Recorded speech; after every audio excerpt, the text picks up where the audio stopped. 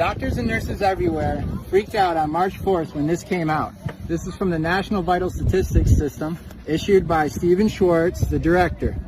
It started instructing them for the first time in 50 years on how to fill out a death certificate. They had questions, nonetheless, so they started asking those questions. On the 24th, Schwartz came out with, there we go, alert number 2.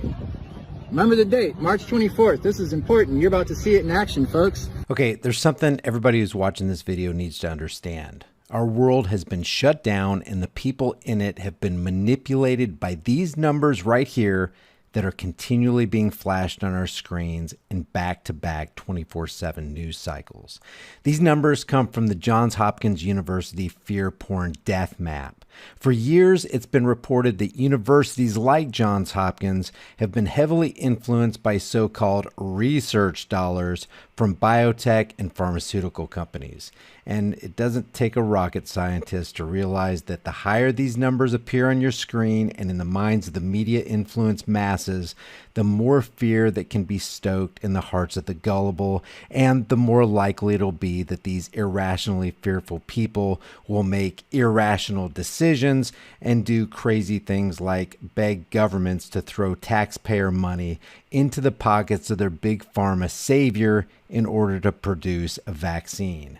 A vaccine that they'll be all too eager to have injected into their veins and into the veins of their children. It's in the best interest of the powers that shouldn't be, who own and operate every media outlet, the military-industrial complex, and the politicians, to present a number to the public that's as large and as alarming as possible. Remember, these numbers right here are what gives them justification to shut down the entire world. But the question is, how did they get these numbers? Where do they come from? That's where this document comes in. And by the way, the links to all these documents that I'm going to show you will be provided in the description and in the pinned comment under this video, so you can verify this stuff for yourselves. This is from the National Vital Statistics System alert dated March 24th, 2020. They introduced the new ICD, or International Classification of Disease Code U07.1, and informed the health industry that the World Health Organization introduced U07.2. Now, U07.1 is where viruses are identified and are assigned to a disease diagnosis of CV19 confirmed by laboratory testing. And we'll get to that in a second. And U07.2 is where viruses not identified are assigned to a clinical or epidemiological diagnosis of CV19 where laboratory confirmation is inconclusive or not available. Now, while this form deceptively says because laboratory test results are not typically reported on death certificates in the US, NCHS is not planning to implement U07.2 for mortality statistics.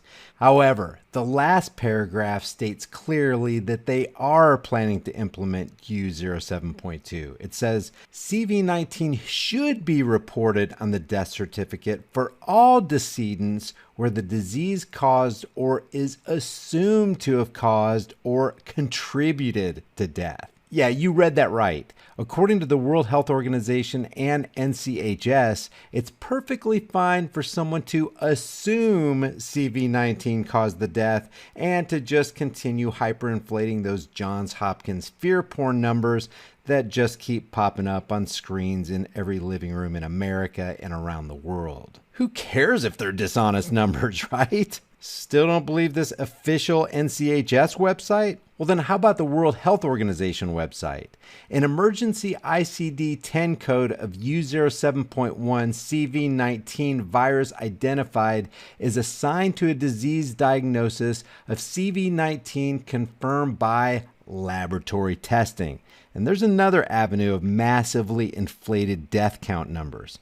U07.1 allows for confirmed laboratory test results to tack on more death count numbers. So what's wrong with that? Because we all know, and mainstream media knows, and the health industry knows, that the laboratory tests are about as trustworthy as hiring Charles Manson and Jeffrey Dahmer to babysit your kids while you're away for the weekend. We're talking about an 80% false positive rate that you can throw onto the Johns Hopkins fear porn number that enables them to perpetuate their tyranny across the land. They say, quote, an emergency ICD-10 code of U07.2 CV19 virus not identified is assigned to a clinical or epidemiological diagnosis of CV19 where laboratory confirmation is inconclusive or not available. In other words, was your test inconclusive? Not available? No problem. Throw that death number onto the Johns Hopkins site anyway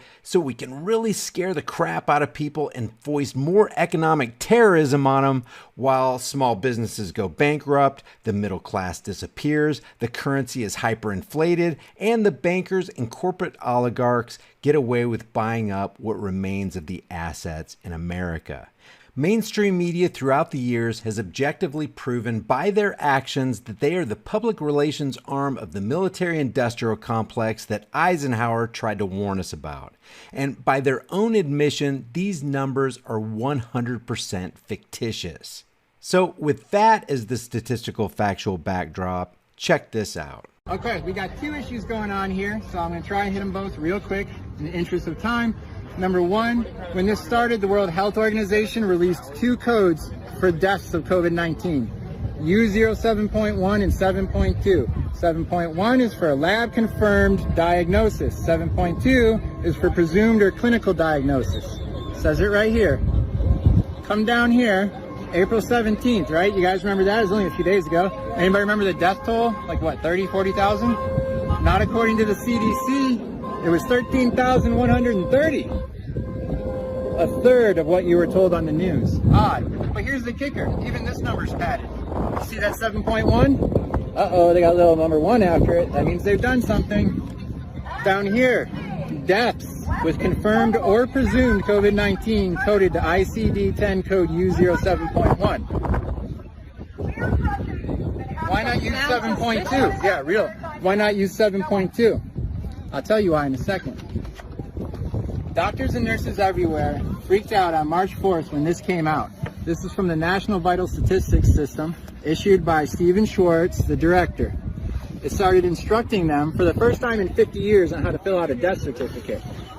They had questions, nonetheless, so they started asking those questions. On the 24th, Schwartz came out with, there we go, alert number 2. Remember the date, March 24th. This is important. You're about to see it in action, folks. So down here, he tells them explicitly, in bold print, or is presumed to have caused or contributed to the death, that it should be put on the death certificate.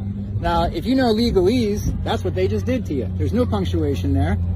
So all of that is one thing. So what they're telling you is if COVID-19 is assumed to have contributed to the death, you are to mark it as a COVID-19 death on the death certificate.